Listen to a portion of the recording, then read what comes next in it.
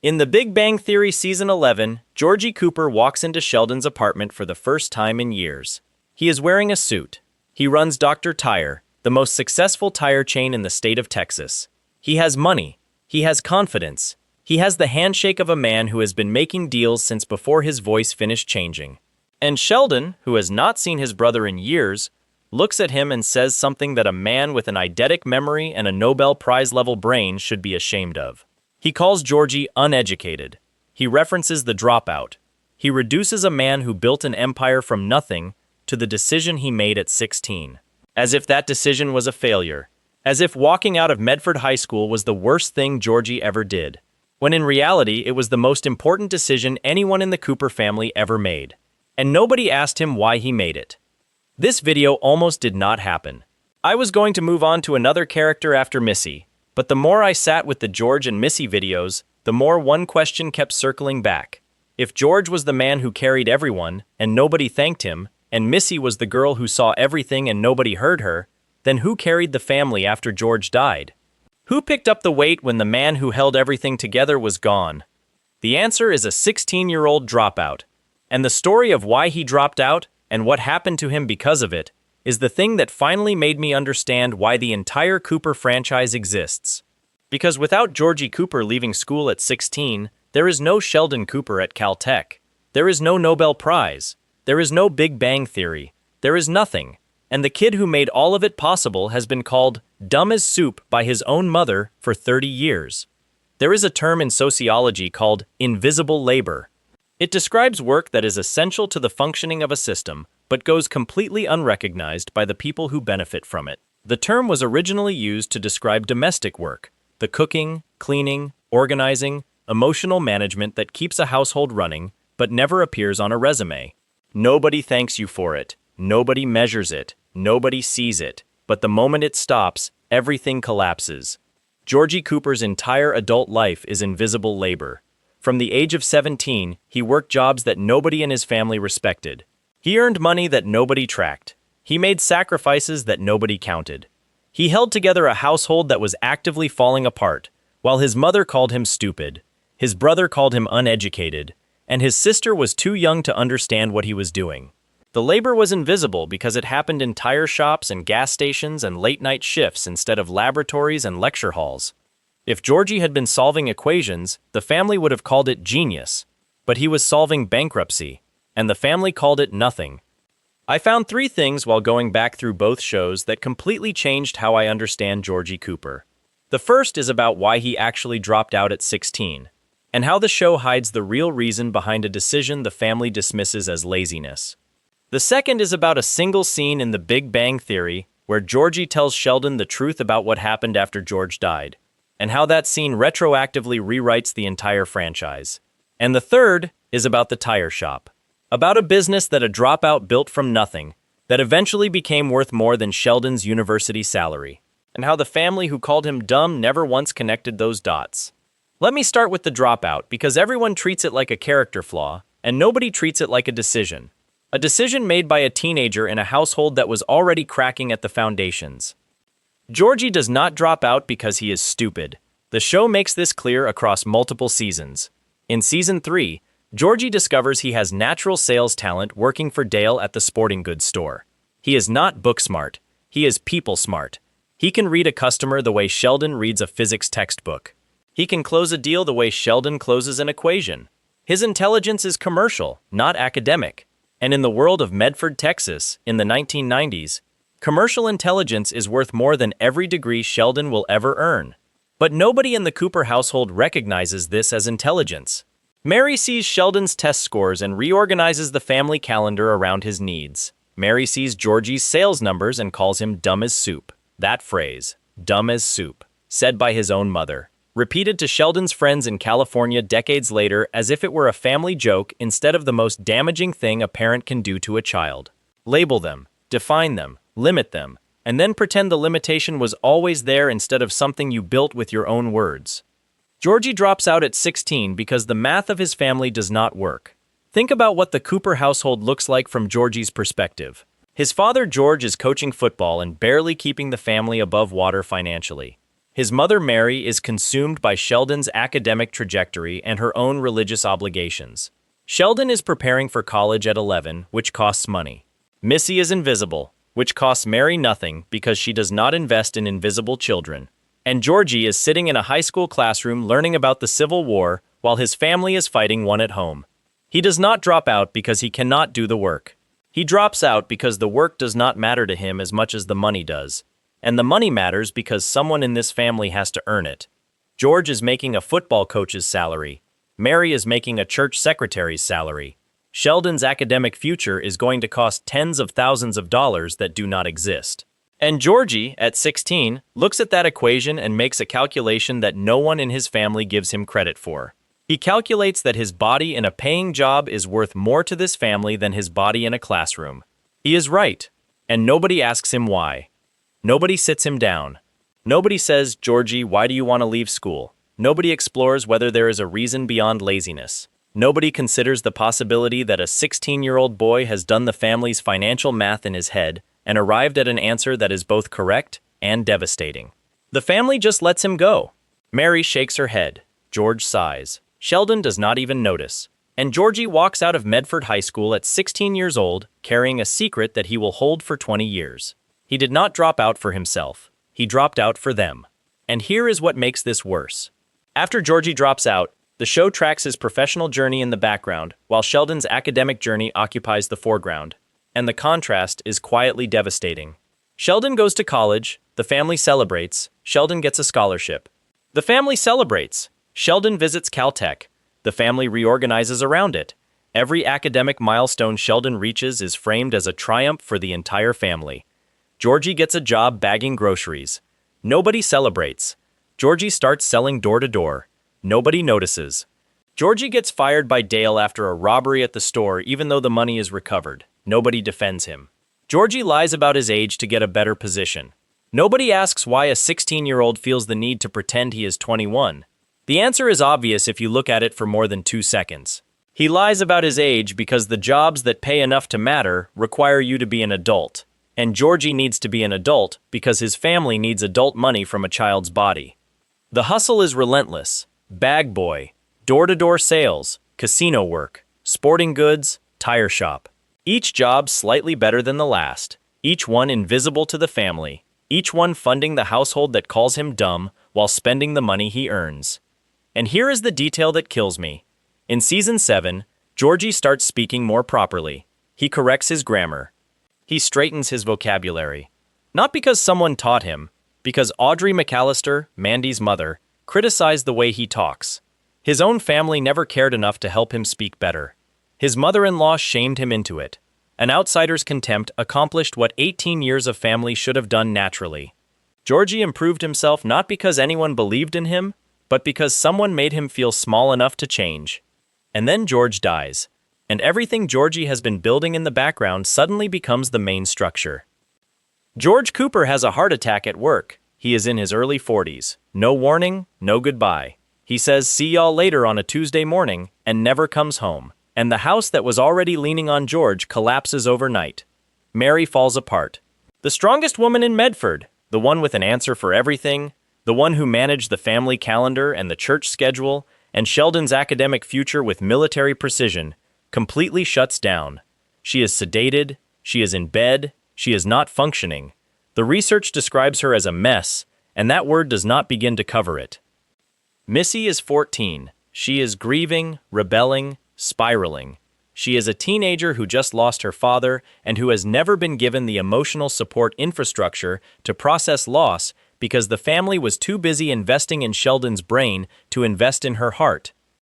And Sheldon is gone. The family scrapes together whatever they have to send him to Germany for a research program and then to Caltech. They literally package the genius and ship him to California so he can begin the trajectory that leads to the Nobel Prize. And the money that makes that possible, the stability that allows Mary to keep sending Sheldon care packages and tuition payments, is coming from a 17-year-old with no diploma standing behind a counter somewhere in Medford, Texas. Georgie is 17. He is the oldest person left in that house, not the oldest adult, not the oldest capable person, the oldest anyone. And here is what that house looks like from his perspective. a grieving mother who cannot get out of bed, a spiraling teenage sister who is stealing trucks and running away to Florida, a genius brother who has been exported to California and is now someone else's responsibility, and a stack of bills that keep arriving regardless of whether the man who used to pay them is alive or dead. Georgie does not leave. He does not run. He does not call Sheldon and say, "Come home and help." He looks at the casket and makes a decision that nobody asks him to make. He decides to hold.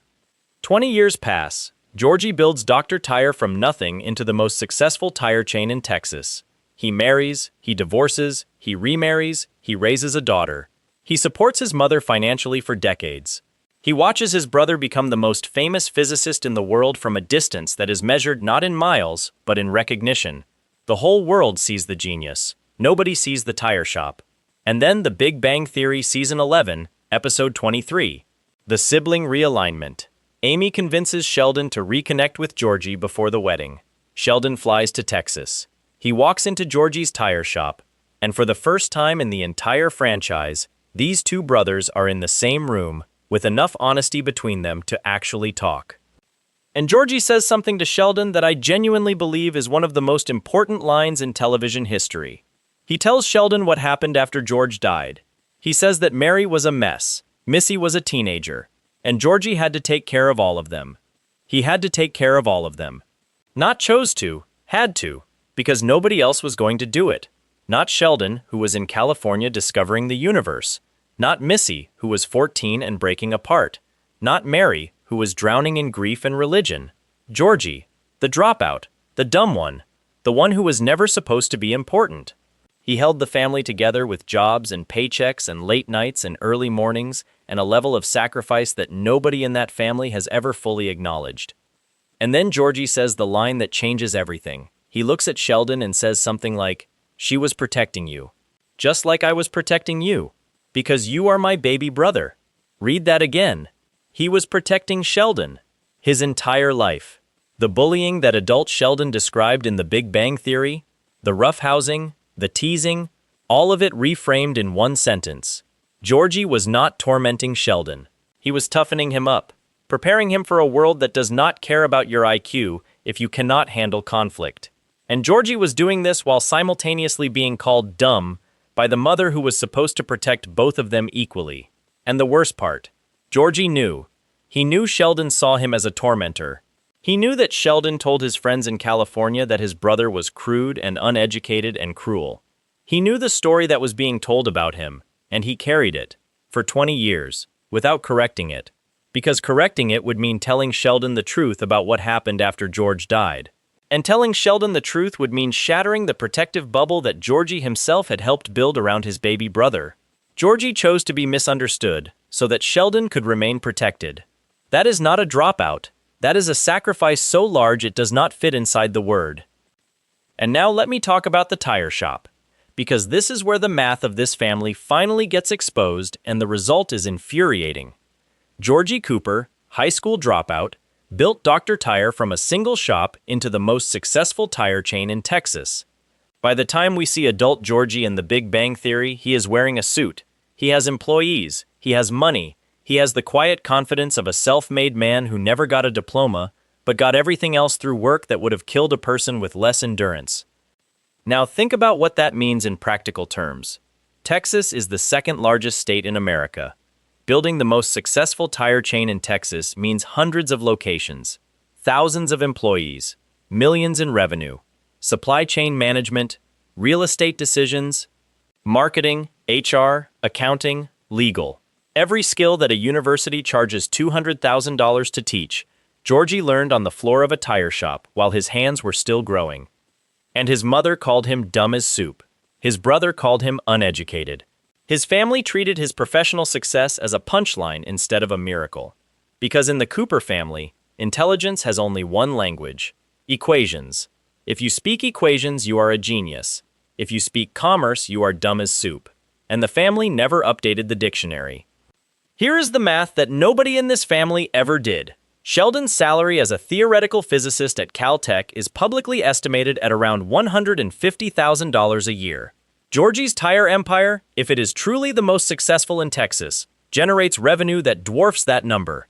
The dropout makes more money than the Nobel Prize winner. The dumb one built more than the genius. And the family still, after everything, after the sacrifices and the silent years and the late nights and the lost marriages, the family still introduces Georgie as the brother who dropped out. And that brings me back to the title of this video. Georgie dropped out at 16, and nobody asked why. Nobody asked because the answer would have required the family to confront something they were not prepared to face. That their genius son's future was being funded by their other son's present. That the money flowing to Caltech was flowing from a teenager's paycheck. That the Nobel Prize has a co-signer and his name is on a tire shop, not a physics paper. If someone had asked Georgie why he dropped out, he would have had to say the thing he never said. He would have had to say, I am leaving school because this family cannot afford Sheldon and me at the same time. And between the boy who can solve physics and the boy who can sell tires, the family needs the tire money more than it needs another body in a classroom. That is the calculation Georgie made at 16. Not with equations, with survival. He did the math that Sheldon could never do. The human math. The math of how many mouths need feeding and how many hands are available to feed them. And when the math came back with an answer that required someone to sacrifice their education, Georgie did not wait to be asked. He just left. And nobody asked why. Because asking why would mean hearing the answer. And the answer would mean admitting that the family's golden child was built on the back of the forgotten one. And here is what the writers understood that makes this entire character work. They understood that Georgie could never be articulate about his sacrifice, because the moment he becomes articulate about it, he becomes sympathetic. And a sympathetic Georgie threatens the entire structure of the Big Bang Theory. Think about it. The Big Bang Theory needs you to see Georgie as the dumb brother so that Sheldon's world makes sense. If you understood in Season 1 of Big Bang that Georgie dropped out to fund Sheldon's future, that Georgie raised the family after George died, that Georgie's tire empire represents more practical intelligence than Sheldon's entire academic career, the show falls apart. You cannot laugh at Sheldon calling his brother uneducated if you know the educated brother owes everything to the uneducated one. So the writers kept Georgie invisible for 12 seasons. They let Sheldon tell the story, they let Mary tell the story. And then they made Young Sheldon. And Young Sheldon is the show where the family finally tells Georgie's story. Except it still cannot tell it directly because Sheldon is narrating. So the story is told the only way it can be told. In the background. In the margins. In the quiet scenes where a teenager lies about his age to get a better job, while his twin brother and sister study for tests that somebody has to pay for, the writers hid Georgie's heroism inside a comedy. They buried it under laugh tracks and sibling arguments and football jokes. And then in one scene in Season 11 of The Big Bang Theory, they let Georgie say it out loud for the first and only time. She was a mess. Missy was a teenager. I had to take care of all of them. 20 years of invisible labor compressed into 3 sentences, delivered to a brother who never asked. In a tire shop that nobody in the family ever visited. And now let me tell you what it cost. Because the cost is where this stops being a character analysis and starts being something that makes me genuinely angry. Georgie married Mandy McAllister. They fell in love on the show. The audience watched it happen. It was real and messy and complicated and beautiful. And the spin-off is called Georgie and Mandy's First Marriage. First, the show is telling you it ends. And when you understand what Georgie is carrying, you understand why. At 17, Georgie has a grieving mother, a spiraling sister, a baby daughter, a new wife, a tire shop bought with a loan secured against his dead father's house. Read that again. He used his mother's house as collateral, the house George built the family in, because it was all they had. And Georgie betted on a tire business because he did not see another option. There is a concept in psychology called compassion fatigue. It describes what happens to caregivers who give so much to others that they have nothing left for the people closest to them. Georgie has compassion fatigue at 17. He is a caregiver for his mother, a provider for his sister, a father to a newborn, a husband to a woman who needs a partner, not a martyr, and a business owner in a market that does not care about his family situation. Something has to break. And the thing that breaks is the marriage, because the marriage is the only relationship in Georgie's life that is optional. He cannot stop supporting Mary. She is his mother. He cannot ignore Missy. She is his sister. He cannot walk away from the loan. The house is on the line, but Mandy can leave on her own. And she does. Because by the time she needs Georgie, There is nothing left of him to give. Every piece has been distributed. Every hour has been allocated. Every drop of emotional energy has been poured into the people who needed it first. And Mandy needed it last. Not because she was less important, because she was the only one who could survive without it. That is not a failed marriage. That is a math problem. And the answer is that one human being cannot be a son, a brother, a father, a husband, and a provider simultaneously at 17 without something collapsing. Georgie did not fail Mandy. The equation failed Georgie. Georgie Cooper is not a hero. He drank too young. He lied about his age. He got a woman pregnant when he was barely more than a child himself. He made decisions that a more cautious person would not have made. He was not careful. He was not measured. He was not strategic in the way that Sheldon is strategic, or Mary is strategic. But he was there. He was there when the house was empty, and the bills were due, and the mother was in bed, and the sister was on the road, and the genius was in California solving the universe, while someone needed to solve dinner. Georgie was there for all of it, without a diploma, without a plan, without a single person in his life saying, "You are doing an incredible thing and I see it." 20 years after Georgie dropped out of Medford High School, Sheldon Cooper stood on a stage in Stockholm and accepted the Nobel Prize in Physics.